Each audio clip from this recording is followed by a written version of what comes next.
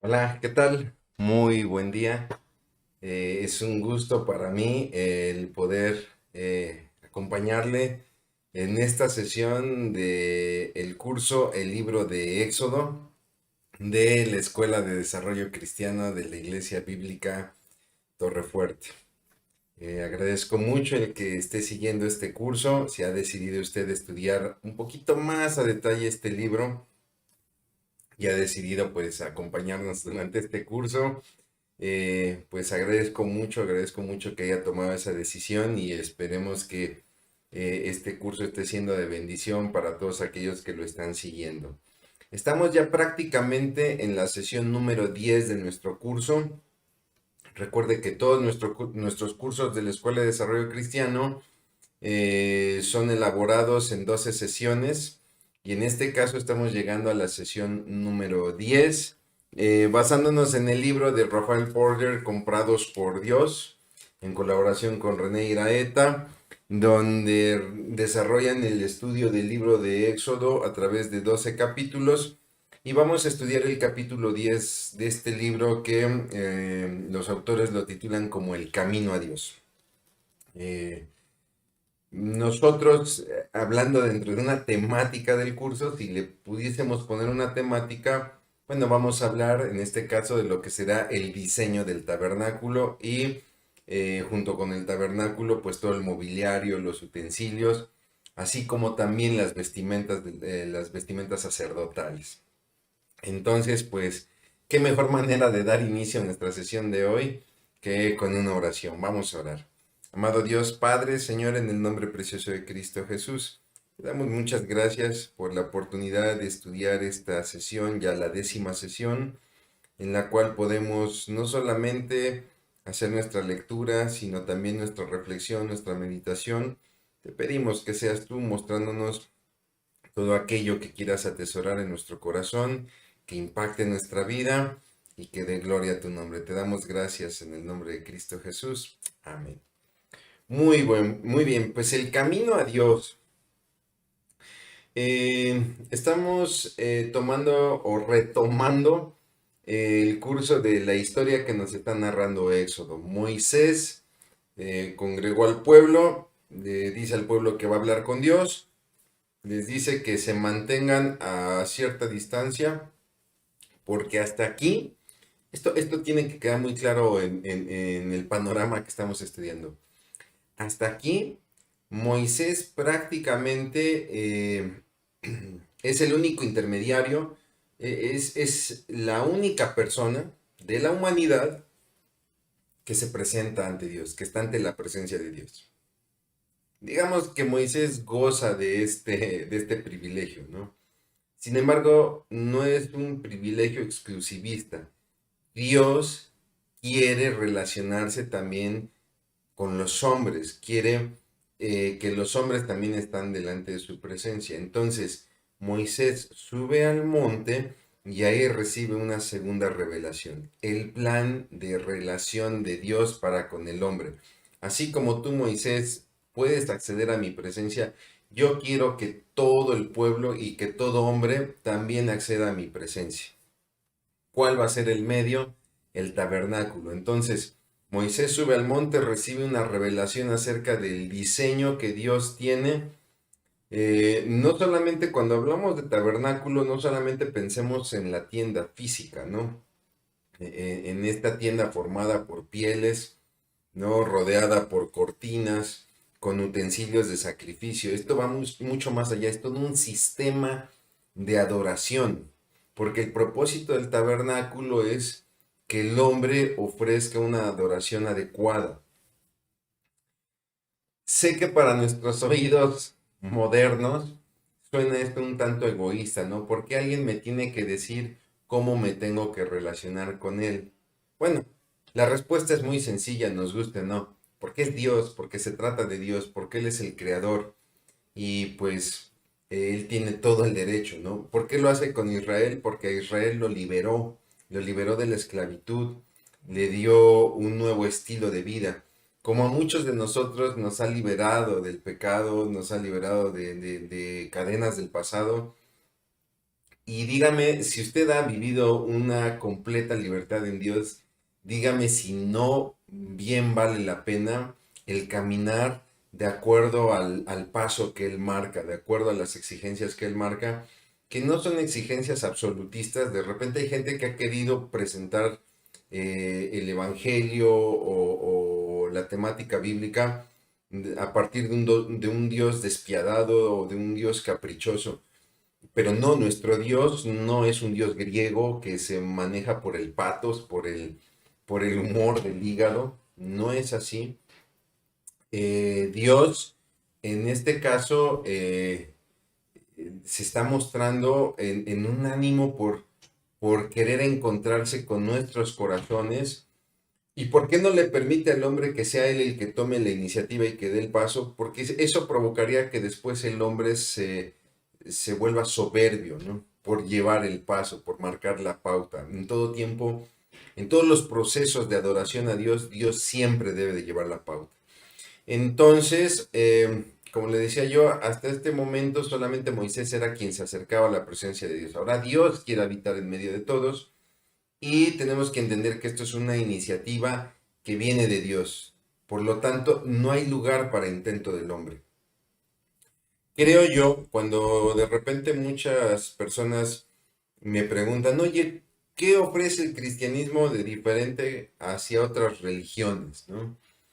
Y yo muchas veces les contesto, pues la misma religiosidad. El cristianismo no se mueve en una religiosidad. La sesión pasada hablé un poquito de esto, ¿no? Yo les decía, de repente el término religión nos causa mucho escándalo y decimos, es que el cristianismo no es una religión. Y entiendo la idea y creo que la idea es válida. ¿Por qué? Porque no nos movemos en la religiosidad de las religiones. ¿En qué consiste la religiosidad? En una serie de condiciones que parten del hombre y muchas de ellas están basadas en la tradición. Entonces muchas veces se cometen actos o se realizan actos por la mera tradición. Yo sé que cuando digo esto, quizá muchos estén pensando en los católicos, los testigos, los santos de los últimos días, etcétera.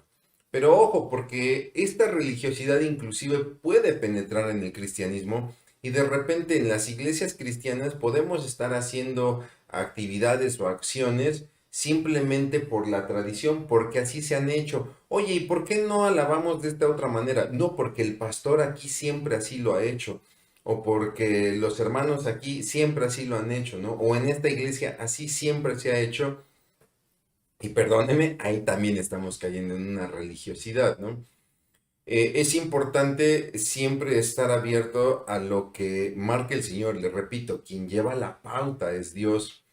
Tampoco vamos a hacer locuras para abandonar la tradición, ¿no? Y entonces, pues un día vamos a lavar todos en ropa interior, ¿no? Vamos a presentar una adoración, una alabanza en ropa interior, porque bueno, es más que claro que eso pierde todo propósito divino, ¿no? De ahí la importancia de que sea Dios quien marque la pauta, ¿no?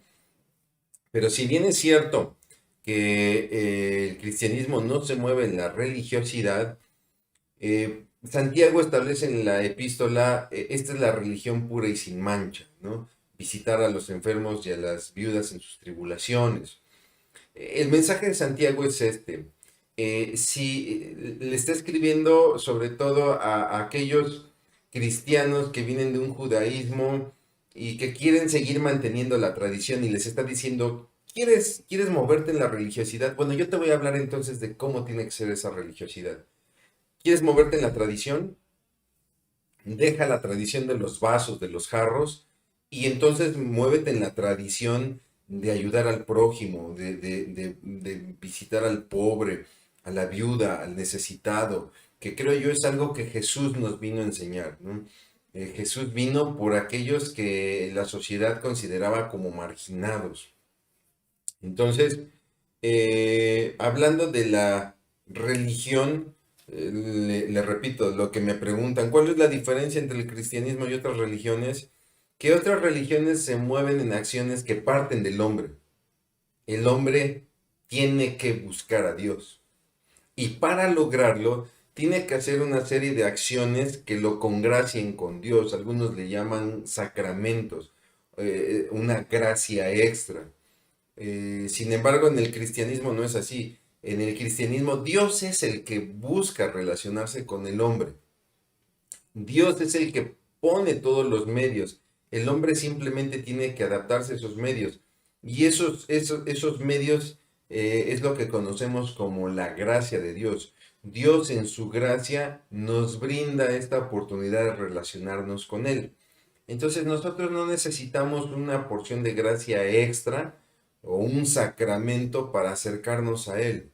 Dios está para todo aquel que le busque. Ese es, digamos, la esencia del Evangelio. Entonces viene la revelación del plan de Dios para esta relación con la humanidad. Todo arquitecto, cuando piensa construir, cuando piensa ampliar o cuando piensa remodelar, siempre necesita los planos. ¿Por qué? Porque los planos ofrecen el modelo de la intención o de la voluntad. Si lo vemos de esta manera, Dios es el arquitecto y entonces Él es quien establece el modelo de adoración que espera de la humanidad. En este caso del pueblo de Israel, pero ojo, cuando Dios da la instrucción de un tabernáculo que tiene que ser construido en medio del pueblo de Israel, la lógica nos lleva a pensar que es para los israelitas, pero cuando empieza a dar instrucciones acerca de los servicios de sacrificio, los servicios del tabernáculo estarán abiertos también para los extranjeros. ¿Por qué? Porque Dios no es exclusivista. No sé si existe el término, perdónenme usted, pero Dios no es un Dios exclusivo de unos cuantos. Él tiene todo el derecho en su soberanía de elegir al pueblo que quiso rescatar y que quiso liberar. A este pueblo le establece sus mandamientos, sus estatutos, pero es a través de este pueblo que Dios establece la relación con toda la humanidad. Hay gente que le hace escándalo esto de, entonces si Israel es el pueblo de Dios, Dios tiene consentidos. Tendríamos que vivir la vida de los israelitas y todo lo que han pasado y entenderíamos por qué también tienen un lugar especial en el corazón de Dios. Y pues Dios simplemente quiso escoger este pueblo. Digamos que pues en su elección estaba este pueblo, ¿no? No estamos nosotros los mexicanos.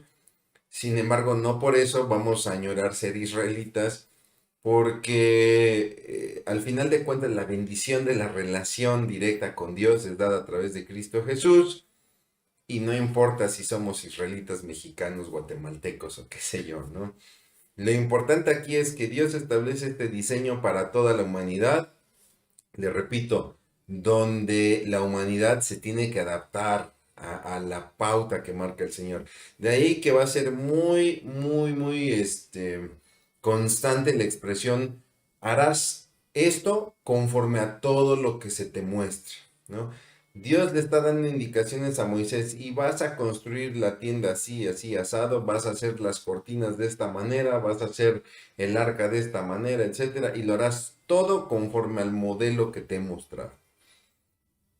Entonces, todos estos detalles de la planificación, de la elaboración del tabernáculo y todos sus utensilios, nos dan muestras de principios de la adoración.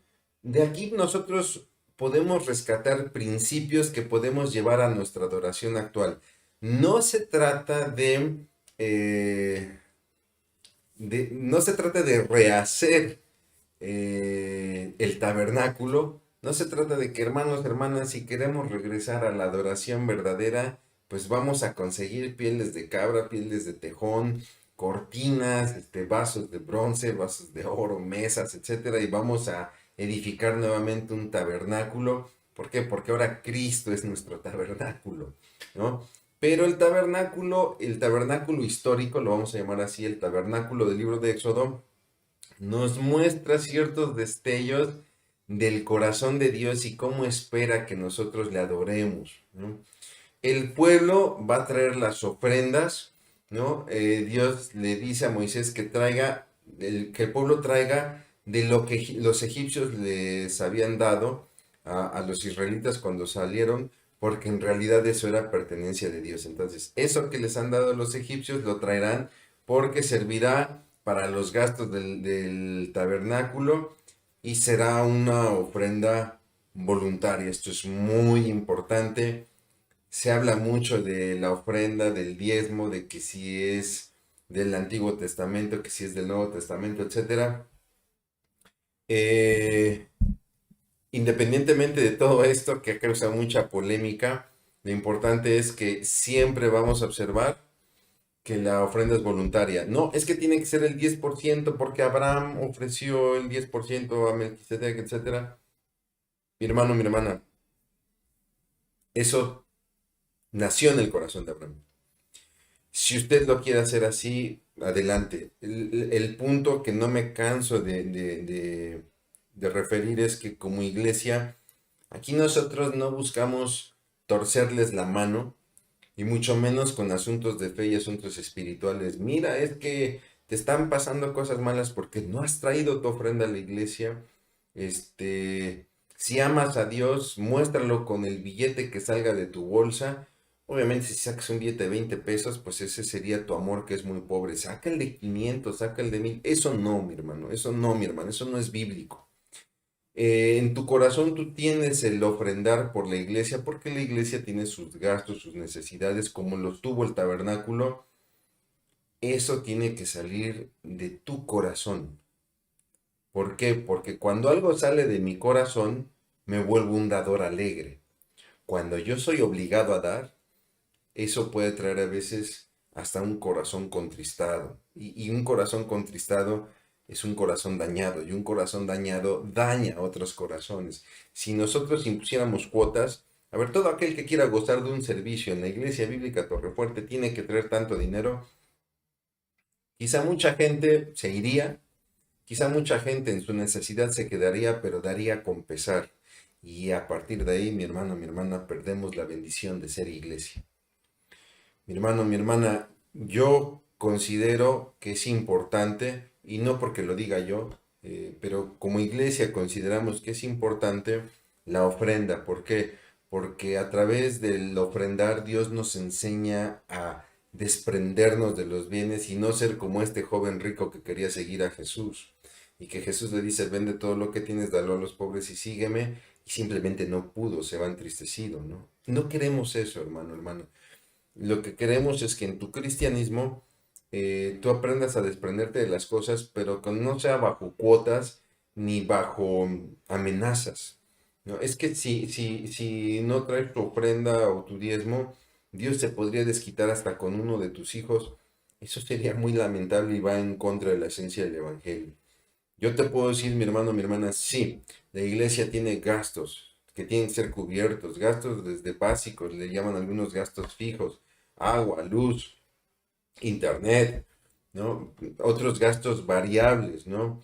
De repente, no lo sé, material para la escuela de los más pequeños, la escuela dominical, de repente cursos que se tienen que sustentar, qué sé yo, ¿no? Pero si bien es cierto que nosotros necesitamos de las ofrendas de las personas, tiene que ser voluntaria. Usted revise todos los pasajes de la Biblia donde se habla de una ofrenda, normalmente siempre son ofrendas voluntarias. Si hablamos de ofrendas impuestas, normalmente son de reyes de otros pueblos, ¿no? El impuesto que impone quizá Faraón, quizá Nabucodonosor, etcétera, ¿no? Dios no trabaja así. Dios quiere que nuestro corazón sea desprendido, pero no forzado, no entristecido. Dios establece entonces a través de todo esto un diseño y un patrón, donde no hay lugar para el hombre. El hombre no va a diseñar el tabernáculo, ni el mobiliario, ni las vestiduras sacerdotales, para que después no haya un hombre que se jacte de decir, yo diseñé esto, ¿no? En nuestra adoración, Dios es el que diseña la adoración, ¿no? ¿Recuerda usted el pasaje de Jesús y la samaritana? La samaritana le dice a Jesús, nuestros padres dicen que en este monte, en Gerizim, es donde se tiene que adorar. Y ustedes, los judíos, dicen que es en Jerusalén. Y la respuesta de Jesús rompe con todo esto, ¿no? Mira, eso han dicho los hombres, pero de cierto te digo que la hora viene y la hora es cuando los verdaderos adoradores, ya en este monte en Jerusalén, adorarán en espíritu y en verdad. Esto va más allá y esto solamente procede de Dios. Le quiero mostrar un poquito acerca del tabernáculo. El tabernáculo está compuesto por lo que sería un atrio, una especie de patio. El tabernáculo está rodeado por unas columnas con unas cortinas. Tiene su entrada principal y nosotros nos encontraríamos con lo que sería el altar de bronce, la fuente, después vendría la tienda propiamente, ¿no? La tienda con las cortinas que prácticamente tiene dos cámaras, por así decirlo, ¿no? El lugar santo, donde se ubica una mesa con los panes de la presencia de Dios, un candelabro, un candelabro de oro y un altar de incienso. Delante de la puerta que me lleva a una cámara más íntima, la del lugar santísimo, donde se encuentra el arca del pacto. Lo separa, el lugar santísimo del lugar santo es separado por un velo. Hay un primer velo a la entrada de la tienda, a la entrada del lugar santo, y después viene un segundo velo hacia la entrada al lugar santísimo. Esto es en una tienda. ¿Por qué en una tienda? Porque todavía el pueblo es nómada. Pero una vez que el pueblo se establezca, vendrá Salomón a construir el templo. La intención es de David, quien lo lleva a cabo es Salomón, donde se replicará esta estructura, ¿no? Un patio, un atrio en el templo con el altar y la fuente, después un lugar santo con la mesa de los panes, el candelabro y el altar de incienso, y el lugar santísimo con el arca separados por el velo del templo, que es este que es rasgado cuando Jesús es muerto en la cruz. Bien, siguiendo entonces con esto, hablemos de los primeros utensilios, ¿no? Los planos inician con el diseño del mobiliario, ¿no? Dios le empieza a revelar a Moisés no tanto la estructura como yo se la mostré ahorita en general de todo el tabernáculo, sino empieza primero por todos los muebles o el mobiliario, ¿no? Estos utensilios, cuando uno estudia los utensilios, uno entiende cómo funciona el tabernáculo. Entonces viene el arca del testimonio. Esta está ubicada, como le mencionaba yo, en el lugar santísimo. Es, digamos, la parte más íntima del tabernáculo. Y es una caja en madera bañada en oro que guarda objetos históricos importantes, como es la vara de Aarón, perdón, el maná. Estos objetos que sirven como memorial para los hijos de Israel, para que cuando a los hijos les sea contada la historia de la liberación de Israel, haya una prueba de estas historias, ¿no? Es un recordatorio de la fidelidad de Dios, es un recordatorio también del estilo de vida que Dios espera, las instrucciones que Dios da tanto para la elaboración del arca como para el manejo del arca. Recuerde usted, es un pueblo nómada que de repente tendrán que levantar el tabernáculo y mover todo. Por ejemplo, el arca no puede ser tocada por cualquier persona. Cualquiera que tocara el arca inmediatamente moría. Esto nos habla del estilo de vida que Dios espera en nosotros, donde Dios es santo. Dios es santo y no acepta ni si me permite usted la expresión, ni un miligramo de pecado, ¿no? Y eso es lo que esperaría de nuestra adoración. Eh, es cierto, no es un Dios condicionante. Ah, entonces si no soy perfecto, pues no me puedo acercar a Dios, pues entonces no lo busco. No, porque Dios ofrece la alternativa. Así como es cierto, no cualquiera puede tocar el arca, pero todos pueden ser ministrados a través de una figura llamada el sumo sacerdote y pueden gozar de la presencia del arca, que es lo que Jesús vino a hacer en nuestras vidas. Jesús es el sumo sacerdote que que nos sirve para tener contacto con Dios. Es como decía Pablo a Timoteo, nuestro único mediador, ¿no? Entonces, en esta arca le estoy mostrando aquí la tapa con los dos querubines, con sus alas extendidas encontradas. Tenemos lo que sería la tapa conocida como el propiciatorio, que es donde se da la morada de Dios, ¿no? Cualquiera al ver la caja pensaría, ah, es que aquí adentro vive Dios. No, la caja guarda elementos de suma importancia histórica, pero la presencia de Dios desciende en esta tapa, en el propiciatorio, que es prácticamente, junto con el arca y el lugar santísimo, el punto central del encuentro y de la comunión con Dios. De todo el tabernáculo, la parte más importante es el lugar santísimo, al cual solamente tiene acceso el sumo sacerdote. Y de hecho el acceso puede ser solamente una vez al año. Lo veremos a mayor detalle después. Esta clase creo yo va a ser, o esta sesión va a ser un poquito más técnica, ¿no? Por la descripción de todos los utensilios que estamos viendo, ¿no? Si nosotros vemos un panorama del libro de Éxodo, la primera parte del libro es muy histórica, es una narrativa histórica, nos narra los sucesos de cómo Israel es esclavo, cómo es liberado, etcétera, ¿no? La última parte del libro, que es en la que prácticamente estamos entrando, ya es una narrativa descriptiva. Nos está describiendo objetos e instrucciones de la construcción del arca y los objetos. Entonces, la verdad es que la enseñanza en estas sesiones se vuelve un poquito más técnica. Sin embargo, lo repito, podemos ver principios muy interesantes, sobre todo en el área de la adoración. La mesa de los panes se conoce como los panes de la proposición. Esta mesa es una mesa precisamente para contener estos panes que también se conocen como los panes de la presencia. Es un pan que permanecía delante de la presencia de Dios.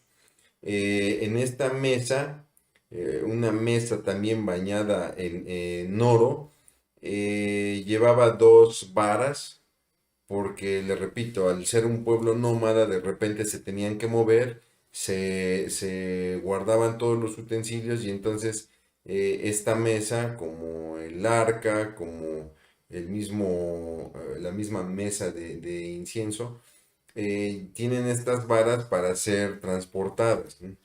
En esta mesa se colocaban 12 panes, obviamente se entiende, panes sin levadura. La levadura procede de Egipto y no queremos nada que nos recuerde a Egipto. Entonces se colocan 12 panes en dos columnas, 6 en una columna, 6 en la otra columna, que representan a las 12 tribus de Israel, ¿no? El pan de la proposición o de la presencia continua ante Dios es un recordatorio para Israel de que el pueblo, las 12 tribus, deben vivir constantemente en la presencia de Dios. Estos panes son cambiados, ¿no? Al término de unos días los panes eran cambiados porque el pan tenía que ser un pan fresco, ¿no?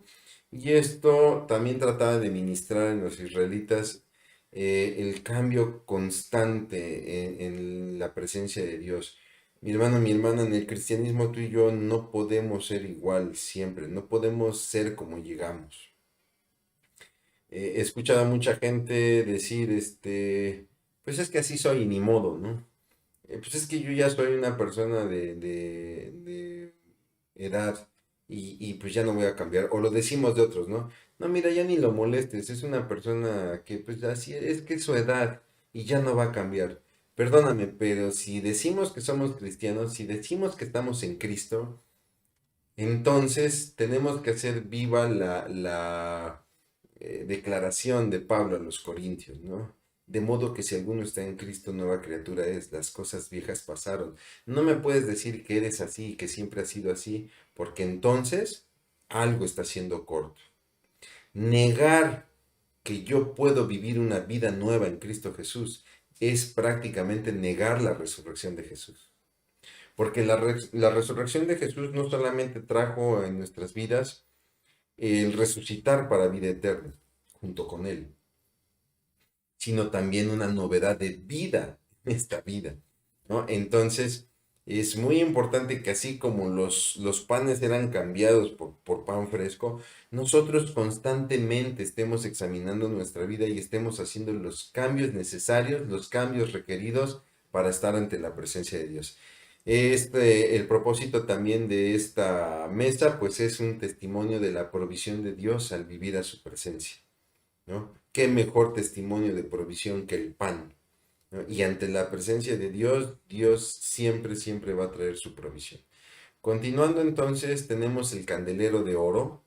Este candelero, cuya función es iluminar, está frente a la mesa de los panes, ilumina lo que sería el lugar santo, esta cámara del lugar santo. Digamos que fuimos de la parte más íntima y estamos yendo hacia afuera, ¿no? Estaba el lugar santísimo con el arca del pacto y ahora hemos entrado al lugar santo donde tenemos de un lado la mesa de los panes, enfrente está este candelero de oro cuya función es iluminar el lugar santo y servía como un recordatorio de la vida que Israel tenía, esta vida en oscuridad. ¿Por qué? Porque muchos de ellos ya ni tenían noticia de Dios, ¿no? Ya Dios había vuelto una leyenda de sus padres. Ellos lo único que veían era esclavitud, ¿no? Y sin embargo también vino Dios a liberarlos y a transformar su vida. Y entonces este candelero o este candelabro es un recordatorio de la transformación de Dios hacia la vida de Israel al estar en su presencia, ¿no? Y es un recordatorio también para el pueblo que tienen que ser luz a los pueblos vecinos. Esto nos lo recordó muy bien Jesús en el Sermón del Monte cuando nos dijo que teníamos que ser luz, ¿no? Vosotros sois la luz del mundo. Y nadie enciende una lámpara para ponerla debajo del almud o debajo de una mesa, sino que la coloca en un lugar donde pueda iluminar a otros, ¿no? Este candelabro o este candelero siempre tenía que permanecer encendido, la luz no se interrumpía. Nuestro testimonio, mi hermano, mi hermana, nunca debe de cesar, nunca debe de interrumpirse. Siguiendo adelante tenemos entonces también las cortinas. Estamos ya prácticamente en el capítulo 26. Si usted lo va notando, cuando estudiábamos situaciones históricas en Éxodo, nos íbamos muy despacio, ¿no?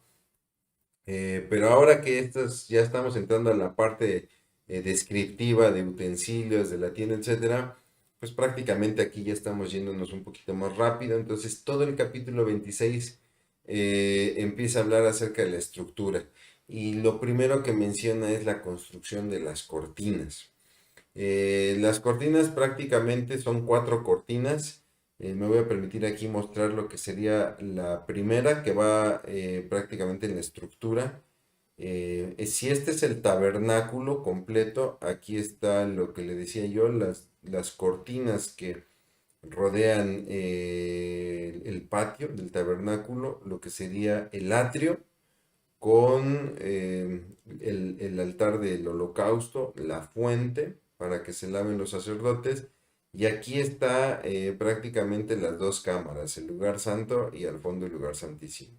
Esto es cubierto por cuatro cortinas. La primera de ellas, en esta imagen, se ve como en un color lila. Es una cortina de colores hecha de lino. Mientras que después vendrá una cortina encima confeccionada con pelo de cabra, sobre todo pues como protección, ¿no? Después viene una tercer cortina que está hecha con piel de carnero teñido en rojo, es una cortina pintada, ¿no? En color rojo. Y hasta arriba, pues qué mejor impermeabilizante, ¿no? Que una cortina de piel de tejón, ¿no? Y de esta manera nosotros podemos ver en las cortinas, aunque pareciera que la cortina es como una especie de, no sé cómo decirlo, de obstáculo entre Dios y el hombre, en realidad es todo lo contrario. Las cortinas son el descanso de Dios. Hemos visto muchas imágenes del tabernáculo, ¿no? Donde está la tienda y una columna de Dios que desciende.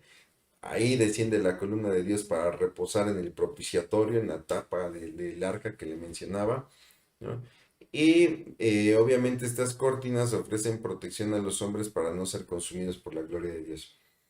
Recuerde usted esto, Israel es perseguido por Egipto. Y entonces la columna de Dios desciende en lo que llamamos la retaguardia del pueblo de Israel para que los egipcios no puedan atacar a los israelitas. Quiere decir que era una columna tal que para el hombre era imposible acercarse. Entonces yo no podría entrar a este lugar, al atrio, sin la protección de las cortinas.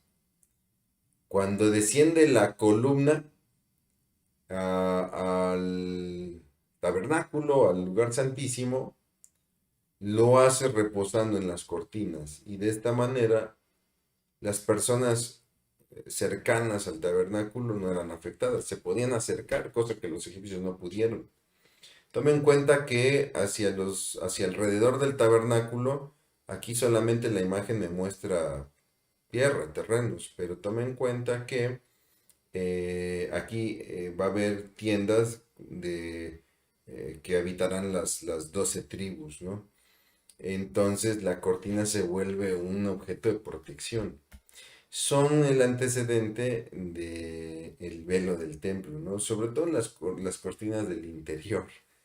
Eh, un antecedente muy interesante de cómo Dios usa la cortina como protección para su presencia, cómo el hombre a través de su religiosidad estas cortinas las va a volver un obstáculo y cómo Cristo llega a romper todo obstáculo.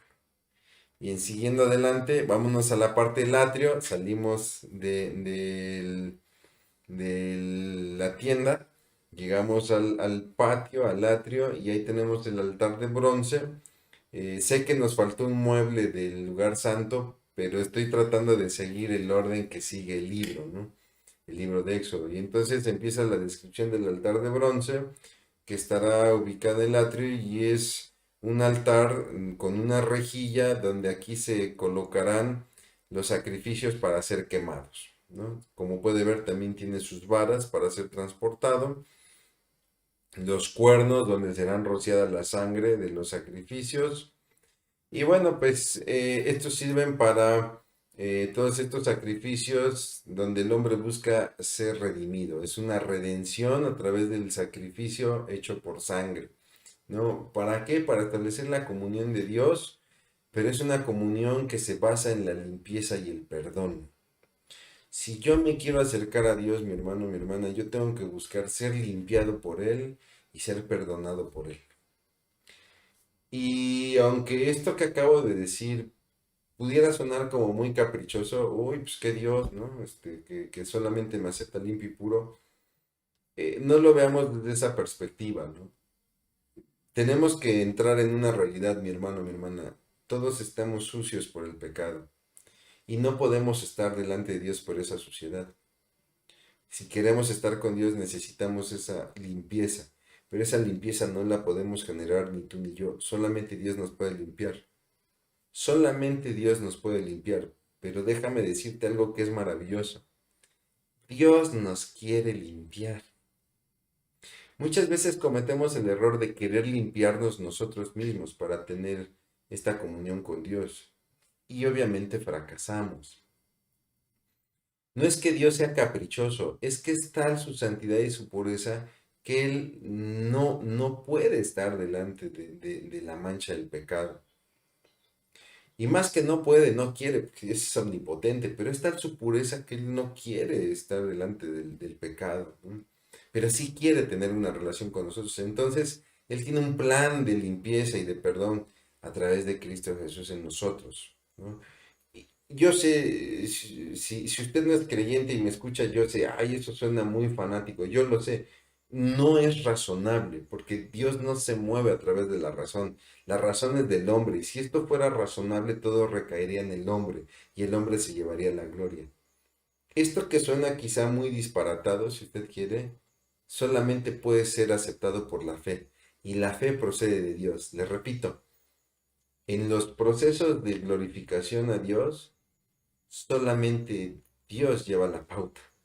Nada descansa en el hombre. Así como Él diseñó todo el plan, todo el diseño, todos los planos del tabernáculo, en donde el hombre nunca participó.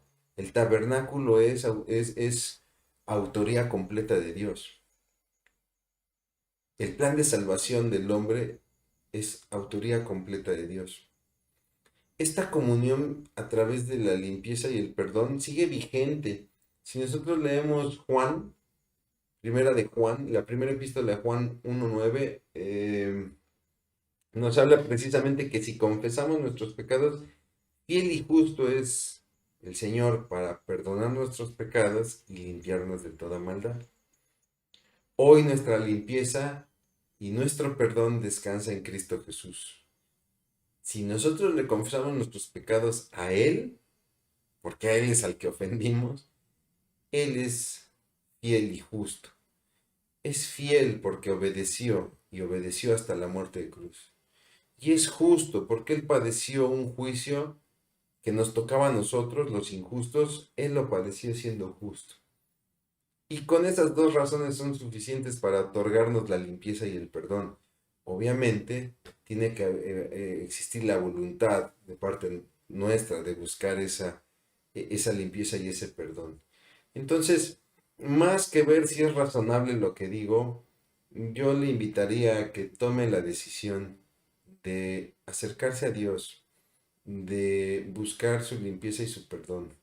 No necesita acercarse a un sacerdote, a un pastor, no, porque nadie, yo no puedo perdonarle sus pecados, ni puedo lavar o limpiar su corazón.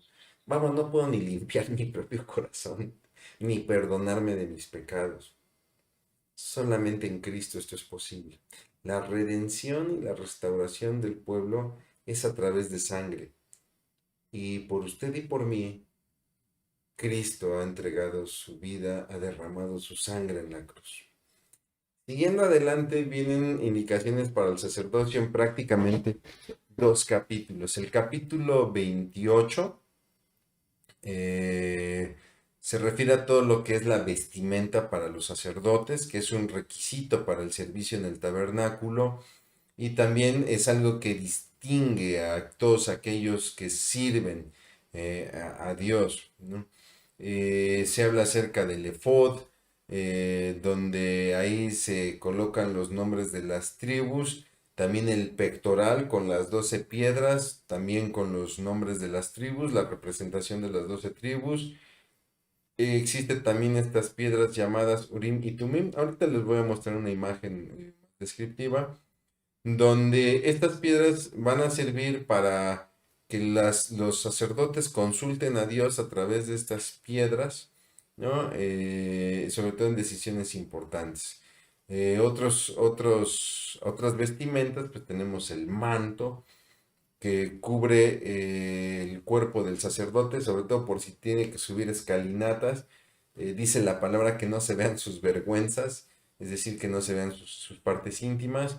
Tenemos la mitra, ¿no? La mitra que va a colocar en la cabeza con una pequeña corona, con una leyenda que dice Santidad a Jehová, el cinto de la justicia y la ropa interior, ¿no? El capítulo 29 habla acerca de la instalación de los sacerdotes. Con instalación, yo puse el término que estaba en el libro, me imagino que la traducción es más bien instauración del sacerdocio.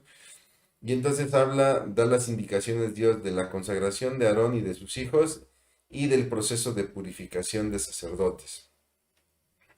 Entonces, le voy a mostrar aquí un poquito acerca de las vestiduras del sacerdote, donde tenemos, por ejemplo, le mencionaba yo aquí arriba, la mitra, con una corona que tiene aquí una inscripción que dice Santidad a Jehová.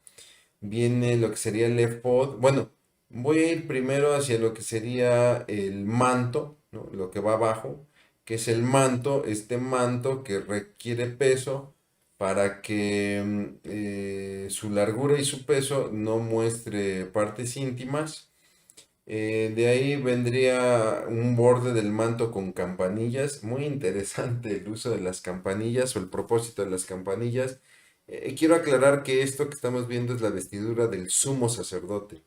No todos los sacerdotes van a llevar esta vestimenta, es decir, el pectoral y la mitra es solamente exclusiva del sumo sacerdote, ¿no?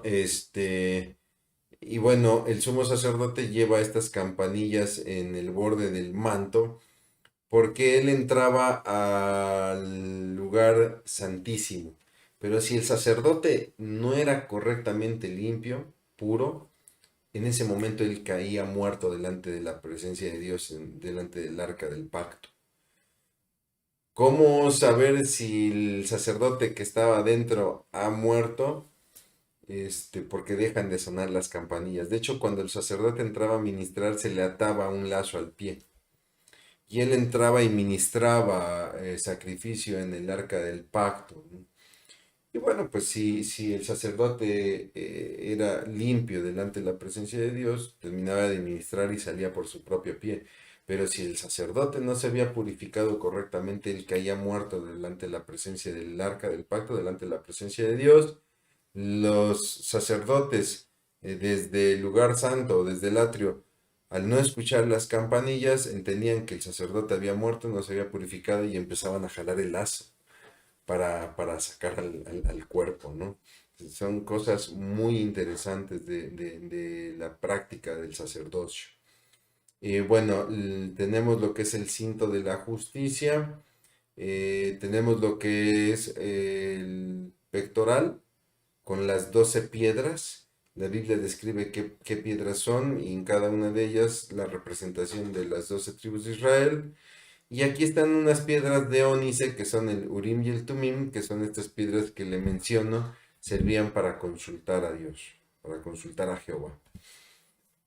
Después, en el capítulo 30 viene la descripción de un mobiliario adicional, donde aquí ya se habla del altar de incienso, que va en el lugar santo, en la cámara del lugar santo, junto con la mesa de los panes de la presencia y junto con el candelabro de oro, ¿no? Ahí está también el altar de incienso, enfrente de la cortina que divide el lugar santo del lugar santísimo. Y bueno, pues su propósito es el tener fragancia de incienso continuo en la presencia de Dios, ¿no? Y también de protección al sacerdote, ¿no? En la unción que da al sacerdote.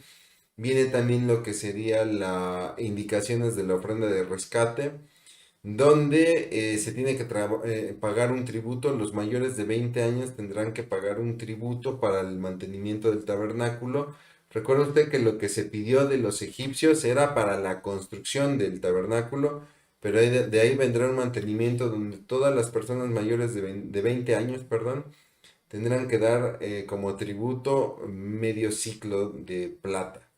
Estamos hablando alrededor de 5 a 6 gramos de plata de manera anual, ¿no? Y luego también están las indicaciones de la fuente de bronce, donde los sacerdotes se limpiaban antes de ofrecer el sacrificio y después de ofrecer el sacrificio. Y también vienen las indicaciones para la elaboración del aceite de la unción y del incienso, el que se va a ofrecer precisamente en el altar de incienso, donde la receta, ahora sí que es única, ahora sí que como el pollo de Kentucky Fried Chicken es receta única. Disculpen usted la comparación, claro que no tiene lugar la comparación, ¿no? Pero el incienso tiene una receta, no se puede preparar con esa receta incienso para otros fines, solamente es para los fines del tabernáculo, ¿no? Y la preparación de tanto del aceite como del incienso es específica. Y bueno, pues viene el capítulo 31 donde viene la descripción de los artesanos, ¿no? Donde se le delega el trabajo a Bezaleel y a Oliab, quienes son los encargados de todo el proyecto, ¿no? De llevar a cabo los diseños que Dios ha establecido. Muchos cometen el error de decir que Bezaleel y Oliab diseñaron los querubines, la mesa, etcétera. No, si leemos Éxodo, todo el diseño está hecho. Prácticamente,